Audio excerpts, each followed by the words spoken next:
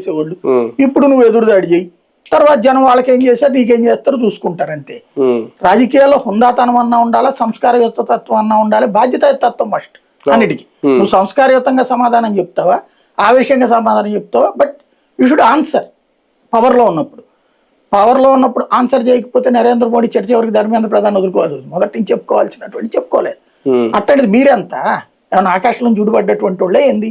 కానీ పెద్దానికి ఇంకోటి పోలీసులు వాళ్ళకి ఇంకే పని లేనట్టు దొంగతనాలు, మర్డర్లు, రేపులు ఇన్ని రకాలు జరుగుతూ ఉంటే ఇవన్నీ వదిలేసి రోజు రాజకీయ పార్టీ వాళ్ళకి నోటీసులు ఇస్తా కూర్చుని అదే పని మీద తిరుగుతూ ఉంటే ఏంది ప్రయోజనం?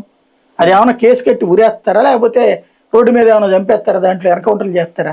ఏమైనా ఉందో పరిమాణ కేసులు తప్పించి వాళ్ళకి ఎఫ్ఐఆర్లు బొక్క, కోర్టులు, పోలీసులు టైం దండగా తప్పించి చివరికి ఎవరిని పోషిస్తున్నాం మనం అంటే లాయర్లు నేను కోర్టుల్ని, పోలీస్ స్టేషన్లని పోషిస్తున్నాం.